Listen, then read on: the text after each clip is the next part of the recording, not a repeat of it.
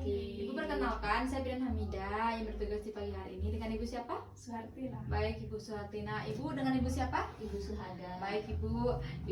Jadi maksud saya di sini nanti saya akan memberikan KIE atau pendidikan kesehatan Ibu ya, tentang perencanaan kehamilan sehat. Nanti tujuannya nanti agar Ibu itu mengetahui tentang seputaran kehamilan, misalnya kayak hamil apa aja sih yang boleh dimakan, kayak pemenuhan nutrisi pada ibu hamil, seperti itu Ibu ya. Jadi kita di sini yang pertama itu ada yang namanya persiapan psikologis Ibu ya. Itu yang pertama, kita meyakinkan dengan mantap bahwa ibu itu benar-benar ingin hamil, seperti itu ya. Kemudian kita menghindari hal-hal yang menyebabkan stres, seperti pola pikir ibu, misalnya kayak banyak pikiran nih, kayak dan ibu itu kayak nggak punya teman untuk berbagi atau sharing tentang masalah ibu, jadi itu bisa mengakibatkan stres ya. Kemudian ada tidak ada tekanan dari keluarga untuk segera hamil, misalnya kayak dari mertua, misalnya harus segera hamil nih, harus cepat hamil nih, maupun dari suami ataupun keluarga sendiri ya. Kemudian tidak ada aturan tentang jenis kelamin untuk menghindari KDRT, seperti itu ya. Kemudian Bu ya, ada persiapan fisiknya. Tadi kan ada psikologisnya, sekarang fisik.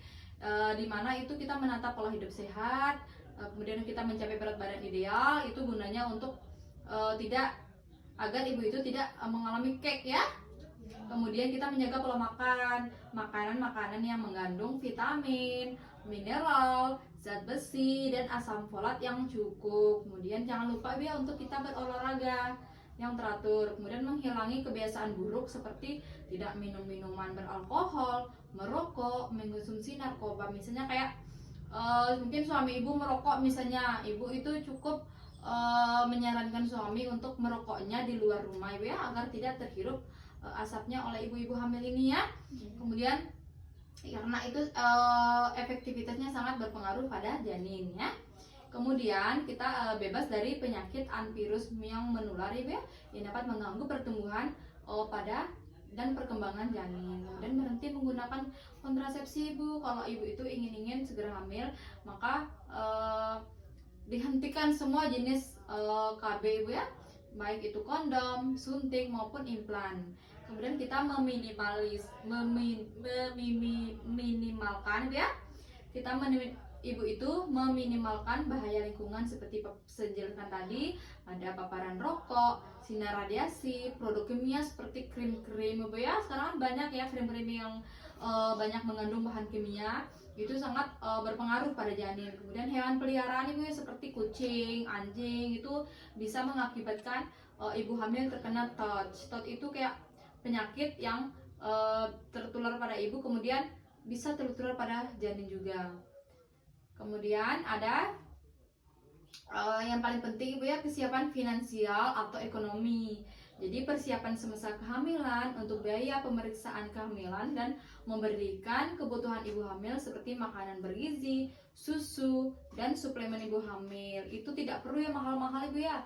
Kita misalnya ibu itu untuk mendapatkan zat Fe atau zat besi bisa didapatkan dari sayur-sayuran yang berwarna hijau ibu ya. Hijau tua seperti bayam, kemudian sawi, kemudian daun kelor juga, itu vitaminnya sangat bagus ibu ya.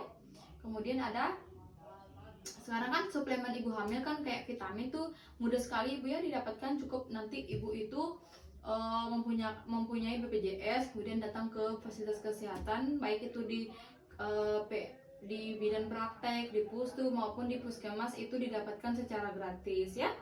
Kemudian mempersiapkan tabungan ibu sejak dimulainya kehamilan, itu gunanya untuk nanti mempermudahkan ibu saat persalinan.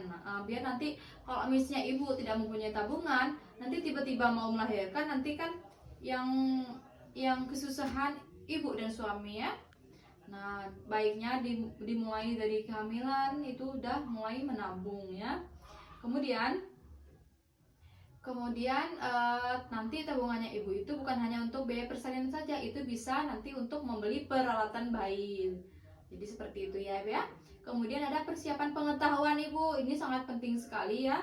Dimulai dari perencanaan kehamilan, perawatan ibu hamil, kemudian perencanaan persalinan, misalnya kayak ibu itu mau bersalin di mana, kemudian perawatan pasca bersalin dan perawatan bayi baru lahir itu sangat penting ya, karena kan banyak sekali cara untuk mendapatkan pengetahuan. Ibu cukup misalnya ada yang tidak diketahui itu bisa mencari di berbagai media internet seperti itu ibu ya. Kemudian aspek usianya juga ibu, usia reproduktif sehat itu yang bagusnya itu umur 20 sampai 35 tahun. Apabila kurang dari 20 tahun atau lebih dari 30 tahun, maka organ reproduksi kita atau rahim kita itu tidak bisa bekerja dengan baik ibu, sehingga dapat mempengaruhi tumbuh kembang janin yang mengakibatkan keguguran, kemudian kelainan genetik, bahkan kematian pada janin. Jadi seperti itu ibu ya.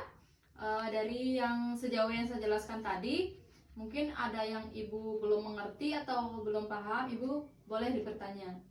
Ada yang belum paham ibu? Udah paham. Oh, udah paham, baik. Ibu nanti jika ada keluhan atau ada belum puas dengan materi-materi yang saya sampaikan, ibu bisa menghubungi tenaga kesehatan lainnya ibu ya, guna pastinya untuk pertumbuhan janin ibu. Terima kasih ibu, selamat pagi.